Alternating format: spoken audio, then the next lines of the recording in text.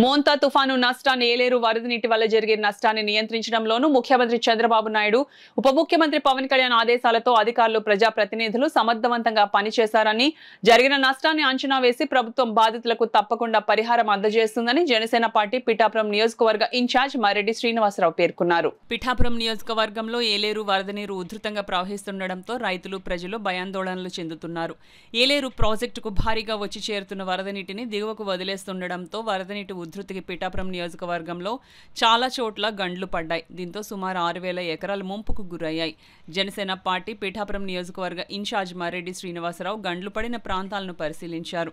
అదేవిధంగా వరద నీటితో మునిగిన పంట పొలాలను పరిశీలించి రైతులతో మాట్లాడారు.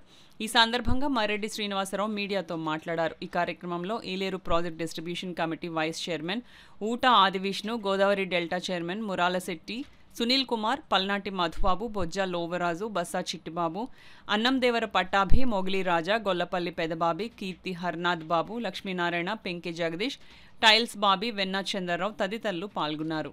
జిల్లా కలెక్టర్ గారి నేతృత్వంలో అడ్మినిస్ట్రేషన్ చాలా బాగా పనిచేసింది. దాని మూలంగా రాష్ట్ర వ్యాప్తంగా కూడా నష్టాలను నివారించగలరు. కాకపోతే ఈ వరిచేలు పడిపోవడం కానీ లేకపోతే ఇటువంటి గళ్ళు పడడం కానీ ఏదో ఉంది. తర్వాత ముఖ్యంగా ఏలేరు అంటే యాక్చువల్గా మనం ఎక్స్పెక్ట్ చేసిన లెవెల్స్ కంటే కూడా ఒక రకంగా వరద ఉధృతి తక్కువగానే ఉంది. కాకపోతే యంత్రాంగం ముందు నుంచి కూడా చాలా జాగ్రత్తతో వ్యవహరించారు. ప్రాజెక్ట్ లెవెల్ చూసుకుని ఎక్కడా కూడా అటు వచ్చే నీరుకి కానీ పోయే నీరుకి ఇబ్బంది కలగకుండా దాన్ని తీసుకుని ఎంతో అనుక్షణం కూడా ప్రత్యేక కమిటీనే 4-5 రోజుల క్రితం కూడా ఏర్పాటు చేశారు. 24 hours మానిటరింగ్ ఉంది ఏలేరు ప్రాజెక్టు మీద.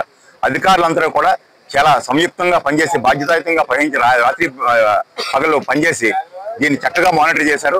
అయినప్పటికీ కూడా ప్రాజెక్ట్ ఆల్మోస్ట్ ఇంకా 1.5 TMC ఖాళీ ఉంది. ఇంకా అక్కడ నీరు స్టోర్ చేయడానికి వీలు లేదు. అంటే వచ్చిన నీటిని వచ్చినట్టుగా వదులుతున్నారు.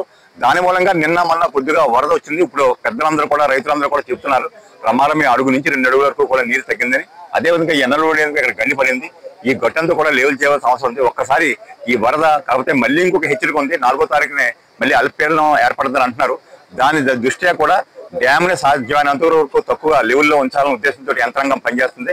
అందుకని డిశ్చార్జెస్ కొనసాగుతున్నాయి. ప్రస్తుతం ఇన్ఫోస్ ఉన్నా కూడా వారి ఏదైతే సేఫ్టీ అనుకుంటారో 20 TMC లెవెల్ కానీ తేగలిగితే రేపొద్దున మళ్ళీ వరద వచ్చినా కూడా మానిటరింగ్ అని బాగుంటుంది. అదేవిధంగా పంట నష్టం ఏదైతే జరిగిందో ఇప్పటికే ఎన్యూమరేషన్ కొనసాగుతుంది.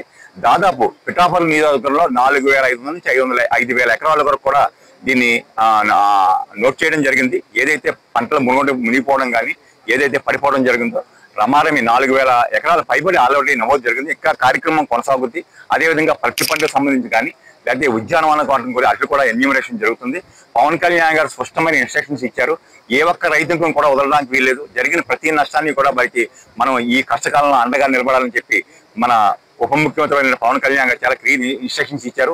ఆ ప్రకారం అడ్మినిస్ట్రేషన్ చేస్తుంది. రైతులు ఎవరో కూడా ఆందోళన చెందాల్సిన పర్లేదు. వారికి జరిగిన నష్టానికి తప్పకుండా గవర్నమెంట్ తరఫున ఏవైతే సహాయం చేయాలో మీరందరూ కూడా అందుతుంది. ఎవరైనా ఒకరిద్దరు మిగిలినా కూడా తప్పకుండా మన లోకల్ నాయకత్వం దృష్టికి కానీ మానవ దృష్టికి కానీ తీసుకురండి. తప్పకుండా వాళ్ళందరినీ కూడా నమోదు చేసి మీకు నష్టపరిహారం ఎవరైతే దెబ్బతిన్నారో వాళ్ళందరూ కూడా అందే విధంగా కూడా ఈ ప్రభుత్వం చేస్తానని ఈ సందర్భంగా తెలియజేస్తున్నాను. ప్రాపర్టీ పోల్చుకోవడం కాదు. అప్పుడు టెంపరీగా ఇమీడియట్ గా ఆవేళ పూడిస్తేనే కానీ అసలు రైతు చేలో నీరు పోర్చిన పరిస్థితి అది. ఆవేళ నీరు కూడా వెళ్ళాల పరిస్థితిలో దాన్ని పోర్చడం జరిగింది. ఏదైనా ఉన్నా కూడా వాటిని అన్నిటి కూడా మీరు సరి చేస్తామని